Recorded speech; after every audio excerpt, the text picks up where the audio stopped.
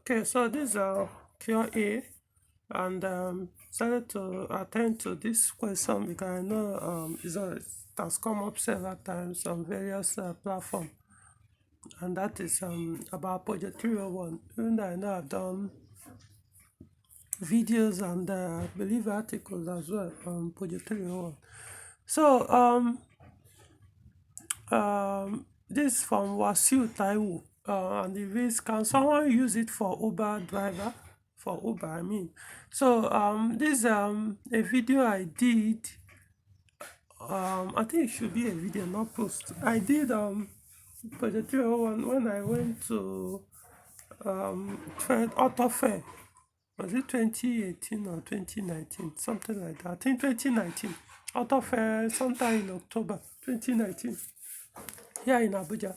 So this was when the facelifted model of 301, I won't say launched, but I know it was presented at the fair.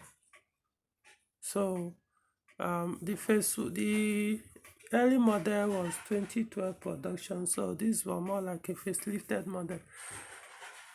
This is the picture actually, which I took when I was there. So there are few differences. You have to look hard to be able to tell the difference between the face one. You could easily tell anyway. It's not actually need to look hard. So the question, can it be used for Uber or something similar? Yes, it can.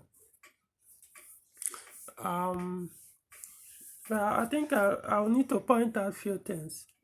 So that you know what is could I could call it yes or no answer. The petrol 301s, 301 with petrol engines that I know have been sold in Nigeria have both phase 1 and phase 2. I think they have about 3 engines. I could say 3 engines, but you could still look at it like 2 engines anyway. The first one is a 1.2 liter petrol engine. It's a 3-cylinder engine. At least I know for the phase 1, when it was first launched in 2012, it has a 2 engine, if I'm not mistaken. EB2 engine and the 1.6 liter engine. The EB2 usually it's regarded as pure tech engine. I think it's about 71, either 71 horsepower or so. It comes as standard with manual transmission. I think the one sold in Nigeria, I think basically the whole world standard at that time was 5-speed manual, or I could say the ones being produced and sold in Nigeria had only manual. So let me just state the one I know. Then for the 1.6 liter, that's the EC5. Yeah, that's the model name. So the 1.6 liter is a 4-cylinder engine, and let me see if I can show you guys. Okay, so this is the 4-cylinder engine. I also took the picture. This was in 2019. I took this picture. No, while looking at it, you look as if it's 1.1 TU5JP4. It's not. People can misplace it, mistake it for it. It's not TU5JP4. Yes, they look alike, but it's not it. So this is VTI engine, while this is the EB engine, the 1.2 liter 3-cylinder engine. Is also a VTI engine.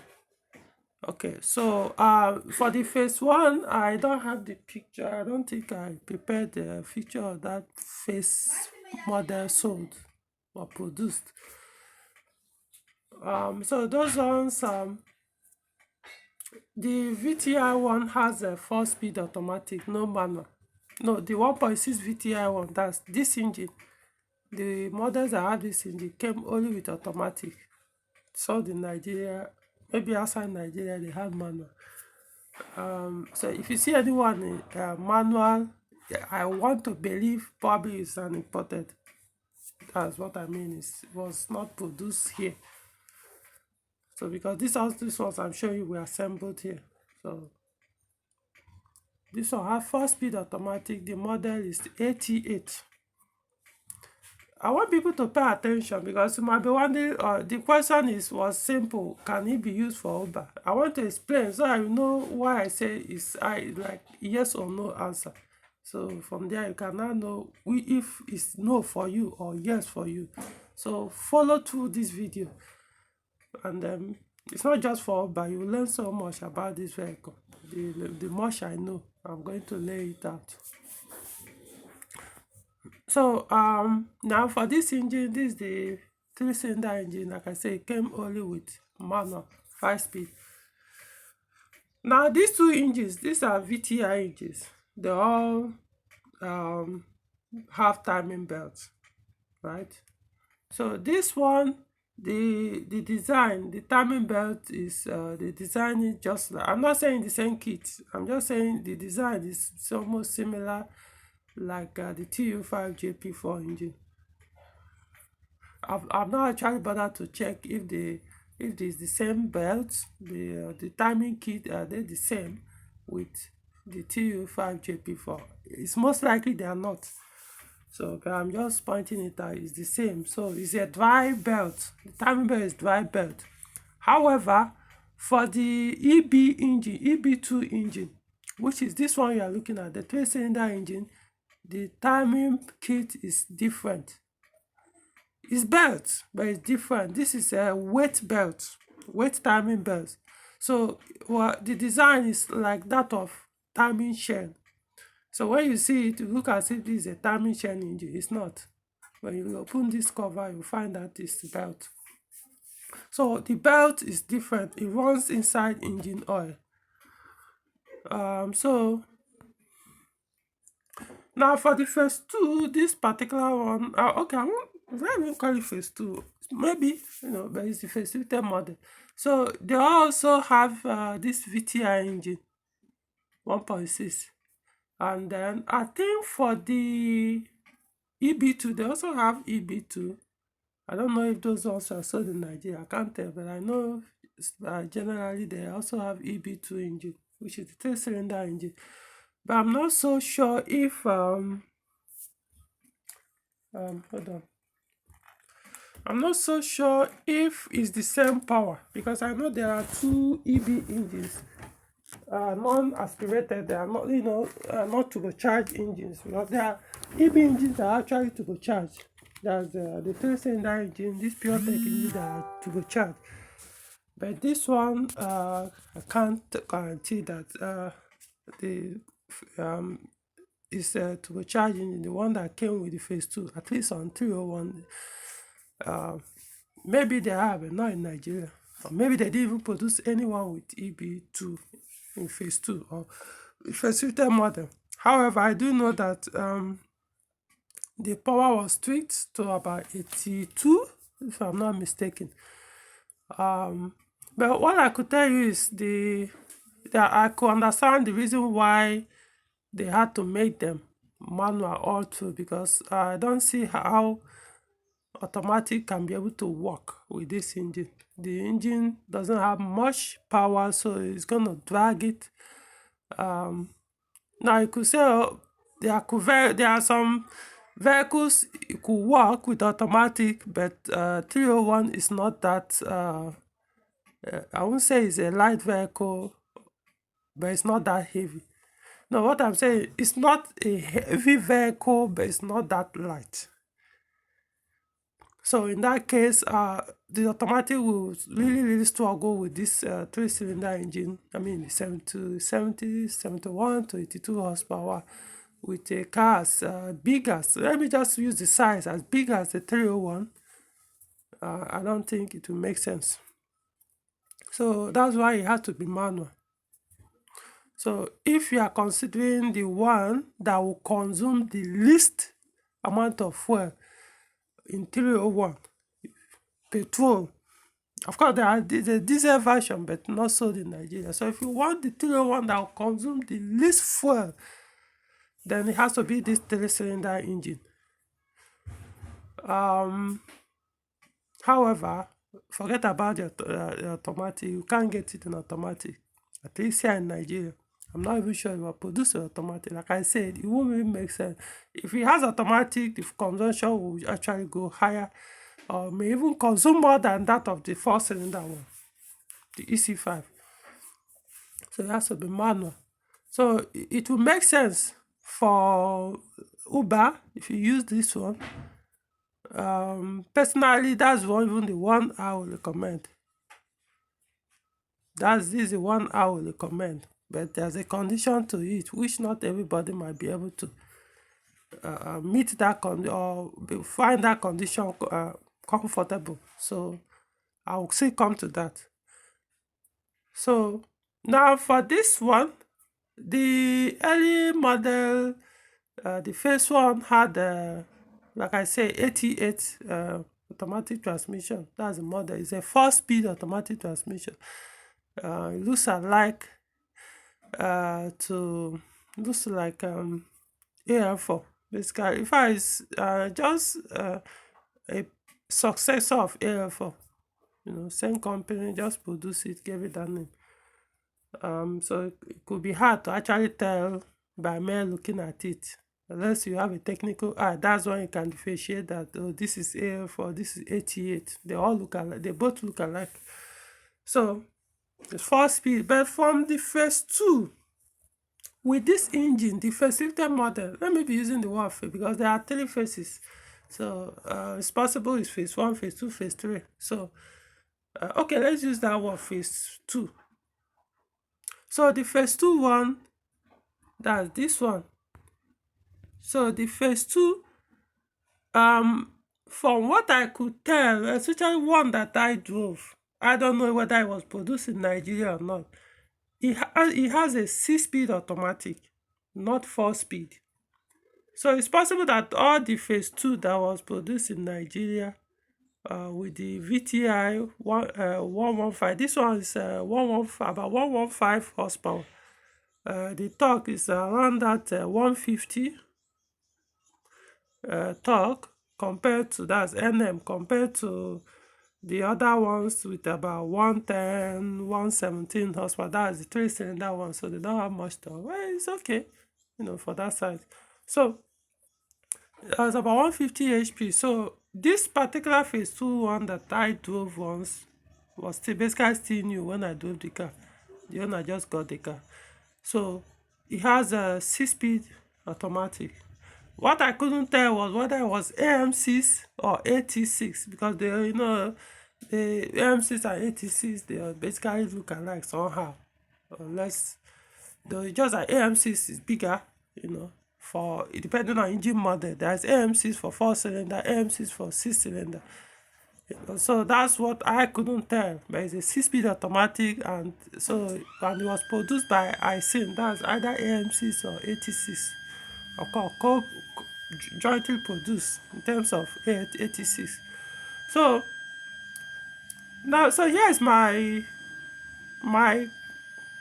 but for those who want to buy this model, who probably are considering this model for Uber or even for private use, this phase 2 or facilitated model. The automatic transmission, that 6-speed transmission attached on this particular engine you are looking at on the screen, is not available in Nigeria if yours, for whatever reason, fails. So that's why I'm saying, yes, you can use it, but I want to make it clear so that you understand if you are actually comfortable or okay with this. Meaning you have to religiously maintain the transmission so that it does not fail. I hope it makes sense now why I say, yeah, I can do that, but then can you afford to keep that transmission from not failing? Because if it fails, you are likely going to lose that car. I mean, I had one case where somebody failed. Like I said, this is a car that was launched in 2019. At least I know when I attended the auto fair of 2019. So I don't know when the production actually started in Nigeria. But so that 2019, within the space of how long? Because this happened, was it not last year? Yeah, last year. Someone's own transmission failed within a space of 2 3 years. It wasn't even up to 2 years. So you can imagine what happened since, almost a brand new vehicle. That cast for about close to a year, they couldn't find. In fact, before even I got to know about the case, the car has moved from one workshop to another. Owners they kept searching to find the transmission. Every part of Nigeria, even in Kaduna, they couldn't find it. Lagos, they couldn't find it. Let me explain why it's hard. 301, both the phase 1, phase 2, we are not sold in most European countries, especially like the Western European countries. We are not sold there. You only find 301 like Africa, Eastern, I think some Eastern parts of Europe, and few other, I know Latin America, I know, yeah, some, you see some Latin Americans, they use it, but not in North America. But also, so it's not like they are not much, but the problem is we don't import from such places where they were used. We don't export that much. You could get it from like Dubai, and so I believe they were also sold maybe in some Eastern, like Middle East or thereabouts, or South East. But because we import, when it comes to Peugeot, we import mostly from Western Europe and the rest, and maybe a few other countries. So you hardly get this pass for vehicles not sold in where we import engines, transmission, other vehicle parts from. So that was why the person couldn't find this gearbox used. I don't know whether, in fact, probably, I don't know whether he made attempt to see even buy a new one, because the car kept stayed there for over until they had to now look for a way to start doing construction. See, remove this part, bought about 3 gearboxes and start merging different parts. In other words, it now became a hybrid. I didn't drive it after I was done to know whether I was selecting well. All the 6 people were selecting well, but I mean, you could tell what the owner faced to. So that's my point. If you know you're not the type that can maintain religiously, considering the nature of this work, Uber, that you know these gearboxes, they don't like heat that much. Well, I can't tell about the ATC, if it's ATC, but if it's AMCs, same thing, they don't like heat that much. So you've been on the road almost 24 hours running, I don't know how it will be able to cope. So in that case, it will make more sense to go use manual for it. Or you go for the phase 1 that has the 88. At least the 88 should be, I can't say for sure. I can't say for sure if you can easily get it even Tokumbo or used. The gearbox, that's if it fails. Like I said, it looks alike like AL4.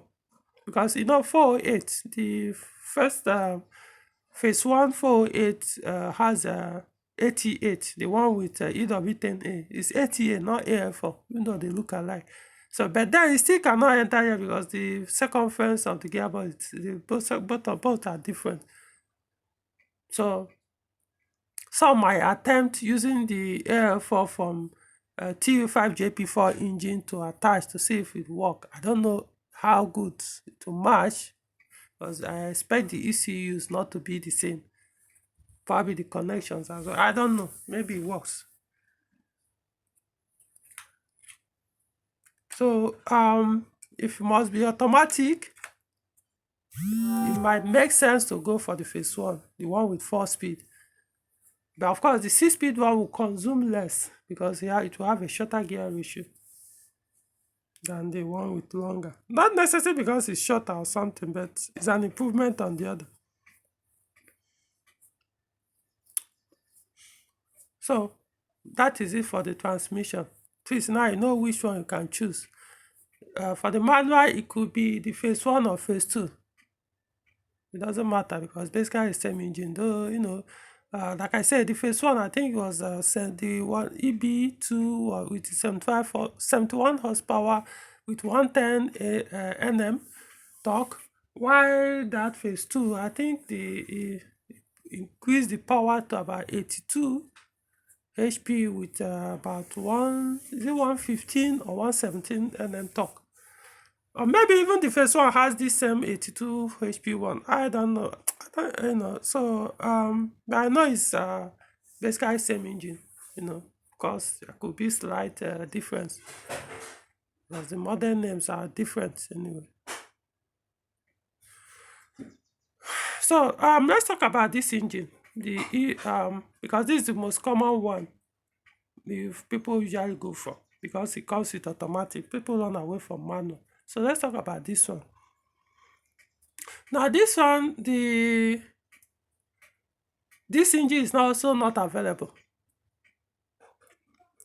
Where the way Nigerians go, once engine fail, they will go out the market, buy a Tokumbo engine and mount. You soon find it. Why? Same reason this engine was not used in most Peugeot cars. It's basically this, maybe it's only this 301 and maybe a few C1 vehicles or a few other Peugeot cars that are not common in Nigeria. That's where you could find this particular EC5 engine. This one you're looking at on the screen in 301. Like I say, it's not TU5JP4, even though they look alike. So if the engine fail on you, if you are the type that drives anyhow and the timing belt costs, you don't want to maintain, replace it when due and the rest, and it costs on you, engine is not available. If it comes to changing the engine, it's not. When I mean available, I means it could be only one person in the whole Nigeria that might have a good one. So in fact, you won't be talking about Tokumbo. You have to be someone that like one, I don't know, win a lottery to get a Tokumbo one that is still in good condition. Of course, it took once in a while to come in. Like I say, it all depends on where, since you are not, they don't usually import from the countries that use this 301. So it's only once in a while you might come in from Lagos, and if you're lucky, it might be available at that time. But as standard, you won't get it. That's my point. So you now have to resort to Nigerian use. Well, most times Nigerian use, yours might even be better than the one you want to buy. Because what will make a car make you to buy a Nigerian use engine or a Nigerian to sell his engine? Most times because the engine is dead, so they put another one, sell it as scrap. It's only a few cases, maybe accidental cars or something happens, you put a wrong engine, you now want to put the correct one, you have to sell off the one. A few cases like that, but not like you go out there to buy a Nigerian used engine, I expect it to be in the same, on average, on same condition with the foreign imported ones. Come on, who are you kidding? Doesn't mean Nigerians don't use their cars very well, but on average, look at the most selling oil in Nigeria. Is it not the thickest oil? Yet, the when you look at Nigeria road, the 80% of vehicles you see, I could say okay, 80, maybe a little bit less or even more of vehicles you see on Nigerian cars you see on Nigerian road are modern ones that need lighter oil. So what are you saying? You expect those engines to last? So it's not available. So if you are doing Uber and you are not the type that wants to that can maintain engine very well to last, I will tell you avoid this engine. Now there are options things people do. They do combinations when if something wrong, like if eventually the engine fails, sometimes some will buy because the cylinder head is completely different from TU5JP4 engine. So what they do is they remove the bottom part of the engine, that's this cylinder not the cylinder head, the engine block. You remove it, get the TU5 JP4 cylinder engine block, and then attach the EC5 cylinder head on it. Now, some mechanics that have done such conversion, they say, yeah, well, some say there's always a small but. I don't know. I can't say. Well, I've given about 2 that did that conversion. I will reserve my comment. So, some claims issues. Once in a while we getting 1 or 2 issues to show that this, it wasn't a perfect match. That in as much as you look at it, still the bottom part, according to them, is still different from that of TU5JP4, even though it could mash or could work, not mash, that it could work. They have their reasons, I don't know. I've never done such conversion, so I can't tell. And I've never done a research to see if it can actually work. So maybe you could go that route, but imagine if your cylinder, because the main part of this engine is that cylinder head, not the bottom. Like I said, you might be able to, there's an option when it comes to the engine block. But if anything happens to your cylinder head, wow, you probably will not understand until you experience it. I mean, because even a Nigerian used engine, or this particular engine, because of that cylinder head, it's not going to be cheap, considering that how many of them do we even have in Nigeria on Nigerian road? So it's a car that if you are buying, whether private, commercial, you have to be the type that is willing to maintain that car properly. I've talked about how to maintain cars. I mean, I don't need to waste my time on this video trying to tell you what to do, your engine cooling system, the recommended fluid, oil, coolant, so many things, or how you start and run the car when engine is cold. So many of them, so I don't need to go into that. Unfortunately, for most of these Uber users, drivers, or people that you see, they have very, very rough. Give them vehicles, within months they wreck it. Both the body interior becomes a wreck. So I mean, if you could wreck your body like that, I could tell if you value a car that much, why would you wreck the body and interior like that? So meaning that the mechanicals, the electricals won't be spared as well. So it will be expected. So if you're not at that type, but forget about 301. Down the line, it's going to be a very expensive cut for you to maintain. But if you know you're the type, I mean, the reason why I'm saying that in terms of fuel economy, it consumes less than the 307 that most people use for Uber. It consumes less. Whether 3-cylinder or 4-cylinder, the fuel consumption is much less than that of 307. Even though 307 also is very good for that kind of purpose because of the good fuel economy, especially the one with TU5JP4 engine. But to say 301 is much better. But then it had to be someone that could do that. Now, I know the best option for me, if I were to advise anyone that is interested in using 301 for Uber, I'll tell the person, go for Tokumbo if you can find one. But then, like I also said, we don't import cars, engines, and therefore countries like that. So getting Tokumbo is also not easily available. So you end up, it has to be Nigerian used engine, Nigerian used 301.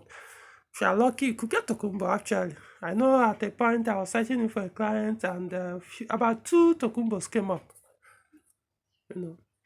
So but it has to be Nigerian use. That meaning you have to now you clear your eyes very well while searching and inspecting. Because it doesn't matter how clean the body is. If the engine of that car, this is a car that I could say, other Peugeot car, I would say engine is not irrelevant. I don't care. So it's easily available. You can get rid of it and put another one and move on. But this particular one, oh no, the engine, it seems to even be more important than maybe every other part of the car. Of course, to me, body, interior, electrical is always a priority. They're always a priority. But in this car, engine probably, I don't know, where I will even place it. It's a very big priority because it's not something you can easily get if it comes to replacement. Pass, engine pass, of course, but I don't know about the internal engine pass because they don't have piston liners that you can remove and put another one when they start smoking or bluish or start burning oil. I mean, imagine if your timing belt, cause if you are the type that don't like using quality timing belt, new timing belts, or you don't want to change it until it damages and cuts or damage your engine. If you end up, let's assume the valve damage the cylinder head in that process, what will it take to replace that cylinder head? Is that you'll be talking about cylinder head anymore because you're looking at the entire engine piece, sort of. Unless you're saying your engine block is still good. Yeah. So it has to be someone that actually really want to maintain a car properly, not anything goes, that can be able to use 301 for Uber. Now let's go to this engine. Something I also need to point out, the 3-cylinder engine. This is the best for that purpose in terms of fuel economy and the rest. However, like I said, the timing belt it uses is the weight belt, the one that runs inside oil, unlike the other one that is dry belt. So this timing belt, particular one, even though it may not cut when it's not here, by the time it becomes due for replacement, it may not cut. It's not expected to cut because of the way they built it. Was put, design, the material used is different from the other, so I can be able to run on liquid. But one thing I've noticed is I'm also seeing people use and have unpleasant experiences is the upper surface of the belt. Over time, they will start disintegrating, start peeling off. They start peeling off. The belt will not cut, but you just be wearing out, peeling off. So as it's peeling off, because like I said, it's works with engine oil. So it's almost like, it's actually like inside the engine, not like the timing belt that is off the engine. It's attached on the timing belt, is attached on the engine, not inside the engine. But this one is actually inside the engine, the way they design it. So the engine oil, everything, they all run together. So as this part of this belt is peeling off, what will now go is to start going to the sump. The oil pump is doing its work, sucking and releasing. As it's sucking, it's to start sucking those pieces and the debris that are coming off from the belt. It will go and block the oil pump oil orifice, what we call filter or something like that, the oil pump filter or strainer, to block it. We start getting all kinds of issues, oil pump, oil pressure, sufficient, or blah, blah, blah. If you're not careful, if it blocks the entire surface, oil can no longer pass through. Of course, your engine will knock. So what I'm saying is, if you are using this 3-cylinder one, don't wait. If the 4-cylinder tells you change the timing belt, the dry belt, which is also 4-cylinder, if the timing belt is 4 years or 80,000 kilometers, reduce this one. Maybe if I were the owner of this, I'll be doing this one 2 years. I don't care. Even matter how good the belt is, I'll reduce it to 2 years. Like I said, it won't even cut. In fact, they tend to last longer. Like I said, they are built stronger than that. I won't say stronger. The way they are built to last long. Because if it's the dry belt, once oil touches it, it deteriorates immediately and they don't last, they cut. But this one is even made to run on oil, so it's not expected to cut until a very long time. The recommended change interval is longer than that of the dry belt. But because he also has this issue, it's most likely because this issue was noticed, especially with this first uh, pure tech engine or the EB engine, this 1.2, because this 1.2 liter engine. We have 1.0, but for the 301, what they have is a 1.2, if I'm not mistaken. It's 1.2. So the belt they were used at that first time, the first launch of the pure tech or the EB engines, this issue came up. So, but I know because Peugeot is still doing pure tech engine, all this 1.1, 1.2, and so some now have turbocharger. But these ones have no turbochargers. So, it's possible they've improved and used a more better or quality belt that doesn't peel off, that create that problem the first time. So, however, for peace of mind, reduce the mileage. If you say 80,000, reduce it to 40,000. If you say 4 years, reduce it to about 3 years max. Could do between 2 or 3 years, change the belt. Change it. Or if you can, buy the entire kit as well. Direct calming kit. Right? So, that's my advice. So can you do that? If you know you can't afford to change your belt every 2 years or so, I mean, it has never been an issue to Nigerians. I mean, some people even buy change belt every 6 months, not even talking about 4 years. The only problem with such things is that most of them do buy the low quality new belts, or you buy second-hand belts, with that intention that no, if I use it 6 months, at least that's fine. Not knowing that most times you may not even be able to last up to that 6 months, you know, because of the quality. So if I reducing yours to 6 years, no, 3 years for people that live in the Nigeria or such environment, or use it for, because it's what Peugeot calls arduous condition, that harsh use. Commercial people is harsh use, so you have to reduce the duration, reduce it. 3 years, 2 years. Personally, I might be doing 2 years, max 3 years. Peugeot might say 10 years. But in this case, because of that issue, until maybe you now be able to source and do your research, find out if there's a quality one that will not give you that problem, that can be able to last that 4 years, 6 years, or whatever, without the body disintegrating, then you can go ahead. But for now, like I said, people have suffered this issue.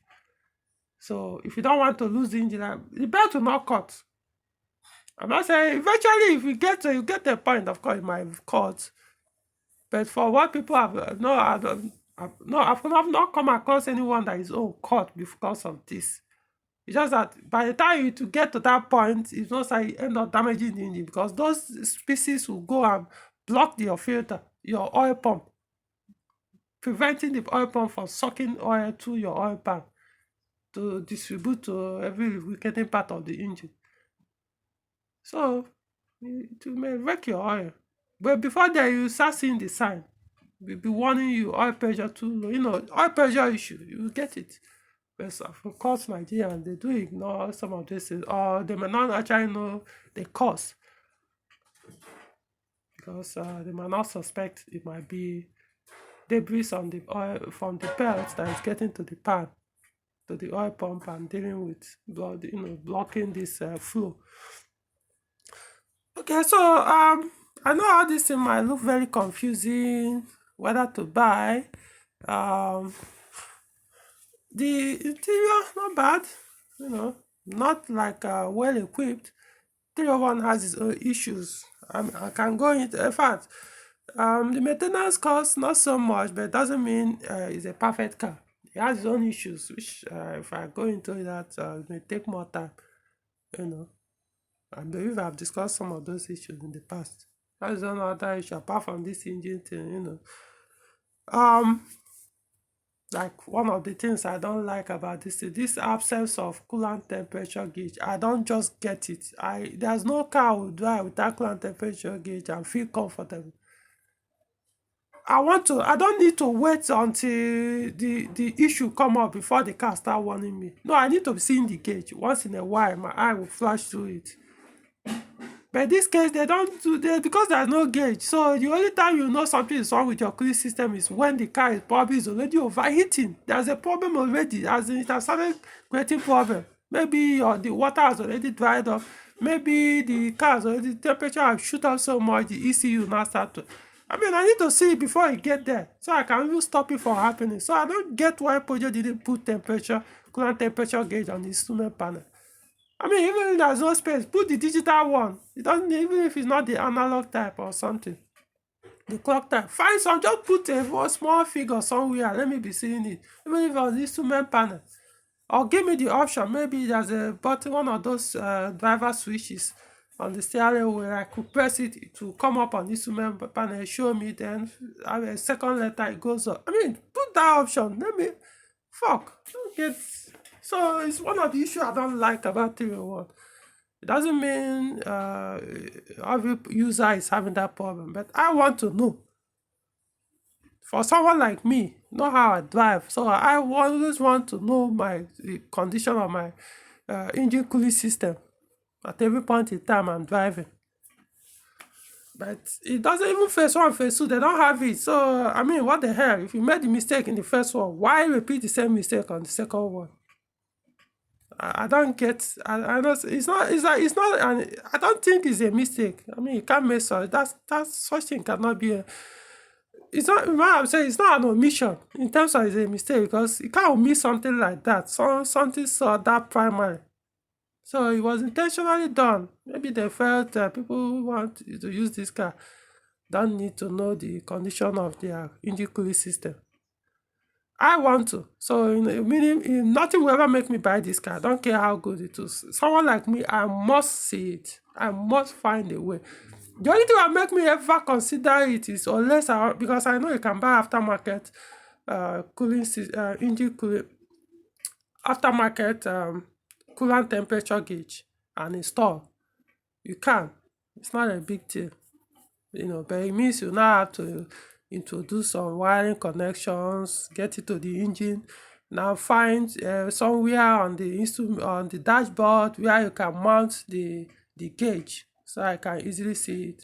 So it means it's a plug, it's something you now have to introduce on the vehicle. That's the only way I might consider. But of course it's not like they are made to actually don't have power. For me, it has no power on the car. Yes, about fuel economy.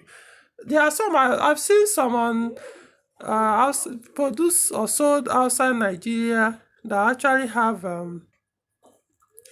I think they have that VTI, this engine with manual.